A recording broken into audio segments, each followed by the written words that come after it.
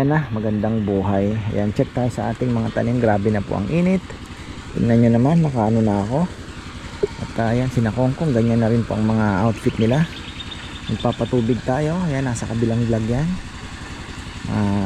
Inuunti-unti nating pataasin dahil ang bilis pong bumaba ng tubig. At ngayong tag-init, napaka-crucial ng lalim po ng tubig para sa ating mga isda.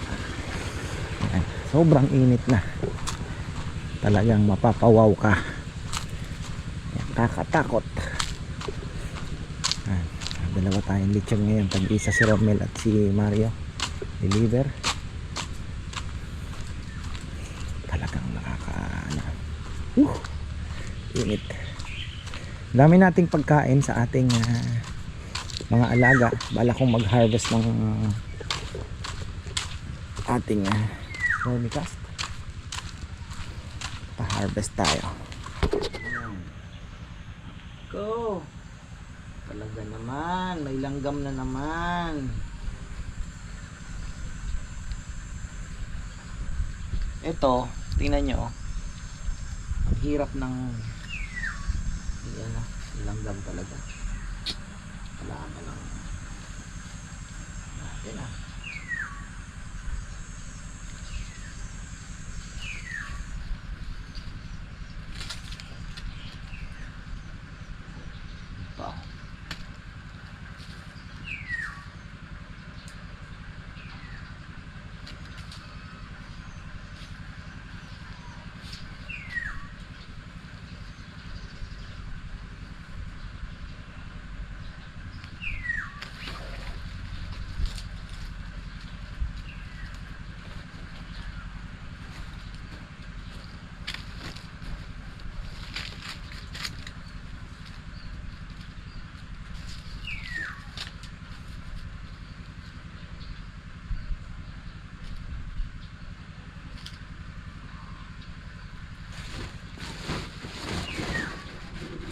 kunin lang natin yung sa ibabaw at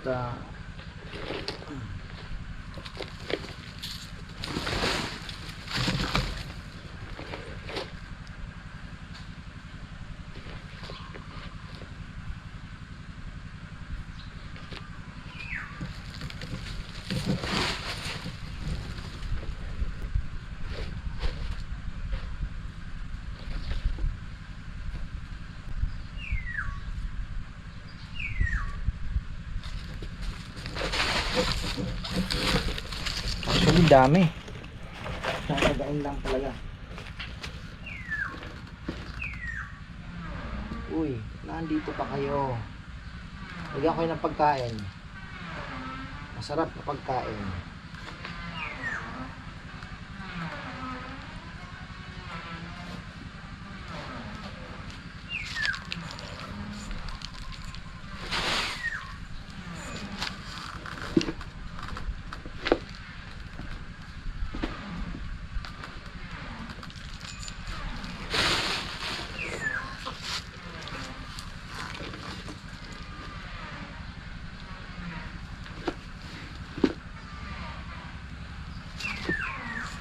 Masyado nang matigas yung ibang ano yun? Ito. Hindi talaga nila makakain to. Tigas.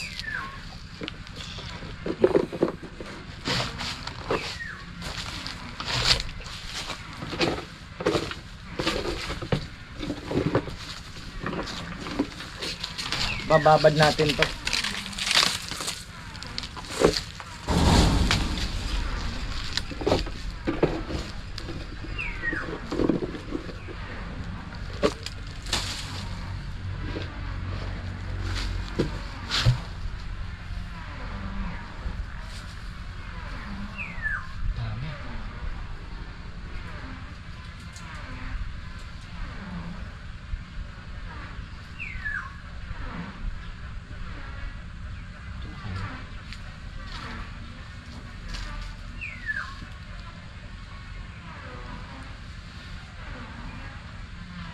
Kulang na sa tubig. May may langgam pa, wisit.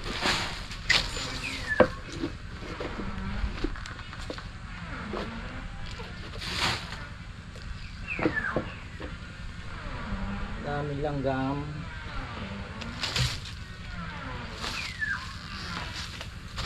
Buhay ang langgam.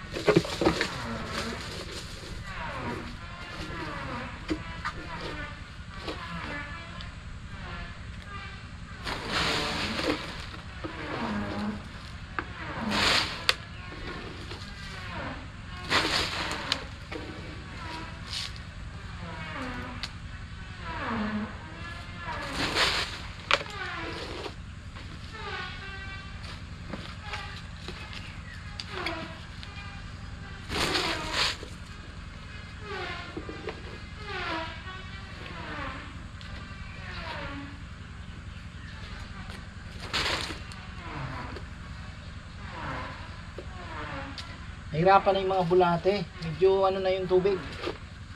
Tuyo na. Mga ano na. Yung ano pala. Yung substrate natin. Medyo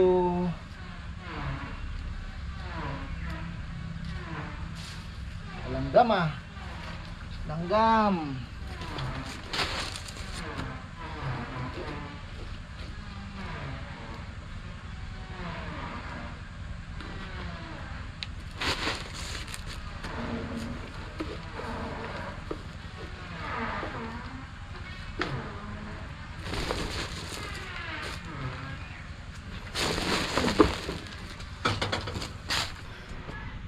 So ayan oh. Ang dami na nating na harvest. Ayan, yung nakababad pala kanina na andito na. Ayan na po yan.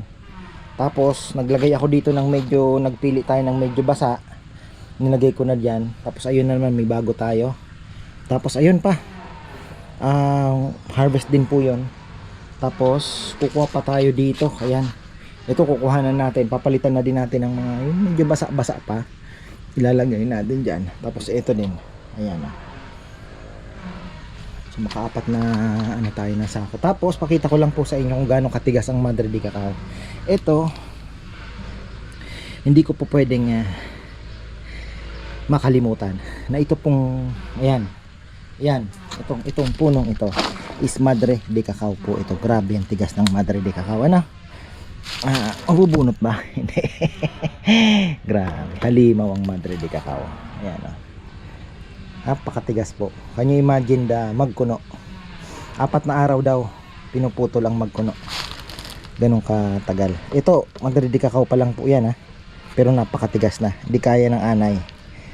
Dahil kung yan po ay kaya ng anay, matagal na yung ano. Ayan. Madre de Cacao. Kunin muna natin yon. Ito pa pala. Ayan. Tapos lalagyan ulit natin ang manure. Daming bulate mga ka-farmer. Ang daming worm dito. Ang tataba. Yan o. Pagkuha ko dito, ang dami. Yan. Ang tataba nila. Yan. Dami sumama. Sinalinalan ko pa oh. Ginaganyan ko pa. Para pag kuha natin, walang sumama. Or konti lang. Hindi natin masisiro talaga yan. At meron sasama. Di ko alam kung malas o swerte. Dahil dito marami naman pong pagkain. At yung pupuntahan nila ay medyo sasabihin nating di ba? Hostile. Ay. Dami oh. Sumasama. Huwag ka nang pumalag boy.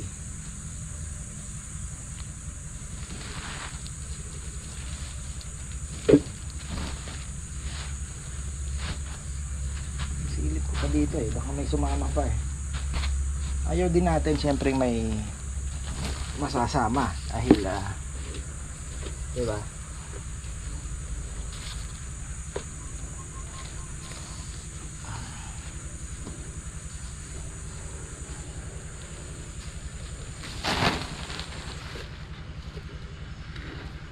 Mostly gagamitin po natin ito sa beds natin.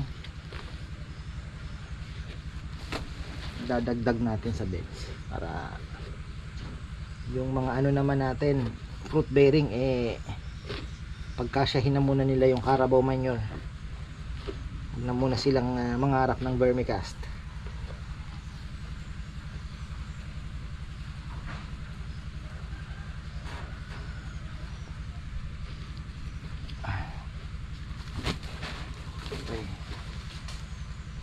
Meron na malaki yun nasama. Tapos hahanap tayo ng medyo pwede nating ilagay dito na medyo sariwa. Yun, ito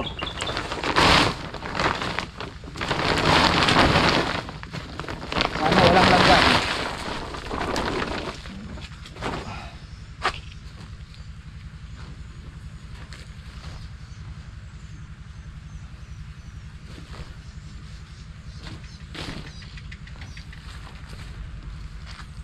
Sariwa pa nga.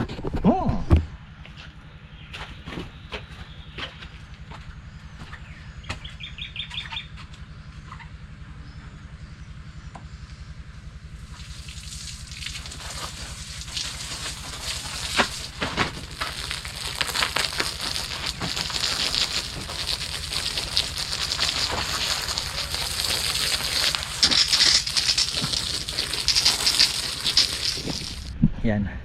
Alam mo ang hindi ko pa po nagagawa is takpan ito. Pinag-iisipan ko kung anong pwede kong itakip. Naando na, naka-prepare na actually yung Gina cloth ko din na binili. Or parang mas maganda yata sa ako na gupitin na lang natin sa ako. Tapos takip lang siya na tabunan na lang natin ng mga kahoy na let's say long stick. Para yung moisture hindi tawag dito mag-evaporate basta-basta, tapos basa lagi yung di ba? So o kaya ganda pa nun, babasa-basain mo na lang kahit tingnan natin kung anong maganda, obserbahan natin. So ayan, okay na, iwanan ko muna dyan at ano ba ito si Kongkong, yung mga tao sigaw si Kongkong Pinapalinis ko sa kanya tong kangkong. Tataniman natin ng talbos ng kamote.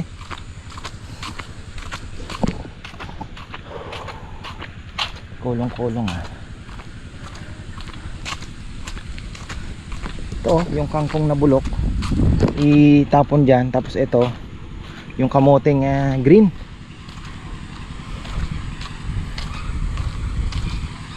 Dilig na siya So yung mga anong yon, mamaya papaayos ko na to sa kanya. Papatulong na ako at para mataniman na natin. Palitan natin ng bago. Mas parang puro kangkong na lang atang itanim natin gamitin pa. Ayan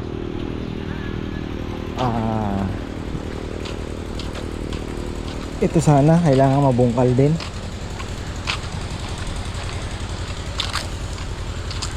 Mga tanim natin, grabe na ang init. Ito dinilig ko, wala ito palpak. Kailangan po nito mahaluan ng lupa or pag nagtag-ulan gaganda po yan. Tapos ito nandito, nakapaglinis na po sila. Pakita ko lang ayan yung mga ayan na may mga Carabao manure na po sa palibot ng mga saging natin na hopefully ay makatulong, kasi yan naman po pag nagtag-ulan na yan, dire-diretso po yan, magandang fertilizer po yan. Ayun, nagdilig na pala sila Kongkong dito, Rizal. bumaba na sila. Ito kailangan natang ilipat kasi plano nga naman dito magkaroon ng lay-by para yung mga papasok nung at palabas pag nagkasalubong dito, gigilid yung isa dito. Yan, isa sa mga project natin na hindi pa natin gagawin ngayon. Nasaan na ba ito? Bago ba ito? Yun doon ang tinanggal ko. Isa pa sana doon, no? Pwede pa natin palagyan yan. Ayan, may mga ano na po, may mga Carabao manure na yan. So hopefully ay umano naman maging successful po itong ating gagawing ang tawag dito, mga experiment dito sa ating gilid. Gagawin nating productive, 'di ba? Sayang naman po yung lupa. At makatiwangwang lang. So ayun, tapos yun nga yung mahogany, baka magbawas tayo. Unti. Ilang piraso lang naman tatanggalin natin kasi gigiveaway tayo dito sa nyug. Gumaganda na po yung mga nyug natin Hindi lang natin napapansin pero gumaganda na po sila. Kailangan lang ng kaunting alaga. Kinaganda dito, wala po akong nakitang nangangain na insekto dito. Doon lang sa kabila ang mayroon. Ewan ko ba kung bakit. So maganda sana dito yung nyug. Actually itong mga ito, kaedad nung naandoon, tingnan nyo naman ang difference, ito medyo malnourished at the same time ayun nga, hindi gaanong naalagaan. Although hindi din naman nalalagyan gaano ng fertilizer kasi doon kami nakafocus. Kasi iniisip ko nga hindi nga gaganda. Pero ngayong ganyan na tingnan nyo. Sabi ko ba, pwede na nga akong alagaan. Sabi ko kay Kongkong, pag naglalagay po ng asin at fertilizer, idadamay. Mas magaganda pa sila, mas malinis. Wala pong nangangain. Ang kalaban lang po nito talaga is the mahogany. Dahil ang mahogany po ay lakas sumipsip talaga ng sustansya at tubig. So itong katabi natin hindi pa naman nagpapalay ngayon. Kaya so medyo talaga hindi, pero kung nagpapalay syempre hindi maiiwasan yung lupa, gaganon po yung tubig kahit tag-araw. Medyo maganda po ito. Gaganda ito. So ayun. Ayan na, ang ganda na. Diba? Ayan yung mga saging natin. So ayan, para ma-maximize natin ang gamit ng lupang ito. Kahit pa paano dito sa baba may saging. Sana maging effective. Di naman alagay ng saging. Basta kailangan lang po niyan syempre matabang lupa din. Kaya nga naglalagay tayo ng Carabao manure. Baka pagka nakapagpahakot pa tayo, papatambak lang ako na magpapatambak dito para tumaba po itong baba na to 'di ba? Hindi naman maikakaila na talagang gaganda po ang lupa sa Carabao manure, 'di ba? Tapos may mga bulok ka pang dahon. So eventually pag nabubulok 'yan, magiging masustansya yung natin, lupa. So ito naman sana hindi naman po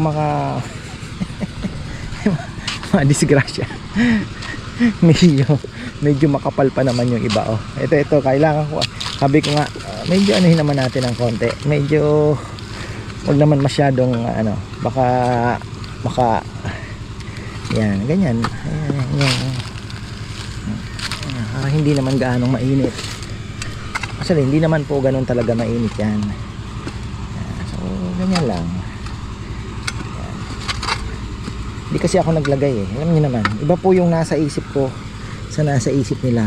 Yan, diba? Yan, ganyan dapat yan yan kaya lang ayun, kahapon sila naglagay kasi ang nutrients niyan hanggang dito dapat naglalagay ka din kasi naman po yan, yung ugat niyan nakakalat na. Yung canopy niya ang susundan mo. Dahon. Kasi yung dahon nito hanggang dito na po yung ugat niya. Ganyan lang. Okay na yan, ganyan. Diba? avocado natin ay next year po, God willing po ano, at baka lang mabigyan na po tayo ng ilang bunga nito next year lang, kasi ngayon may nagbulaklak na so next season, kasi ngayon po ang bulaklakan ng avocado. Si Kabono napakaswerte, si kuya ko, dahil meron po silang tinapon na avocado na buto, tumubo doon sa may gilid ng ano, nakapagpabunga na siya, masarap daw. Sabi ko napakaswerte mo kasi wala pa daw, ano daw, more than 5 years. Tingnan nyo yung avocado niya na munga. Yung samantalang yung tinanim namin dyan 2010 siguro yun or 11, hanggang ngayon hindi man po nagbunga, kaya pinaputol ko na. So ayun, eto, back to zero tayo. Sana ay makapagpabunga naman. So ayan po, hanggang dito na lang, at maraming salamat. Gagawa kami ng kalokohan video ngayon sa kabilang channel. Sabi ko, total gigil na gigil naman kayo mamingwit na lang kayo pang ulam. Gigil na gigil ang break time na ando nagbibimit. Sabi ko, kumuha na kayo ng bulate, wag lang sa bulatehan natin, ay mamimingwit ay pang ulam. Ewan ko lang po kung may mahuhuli mamaya. Pihado, meron naman.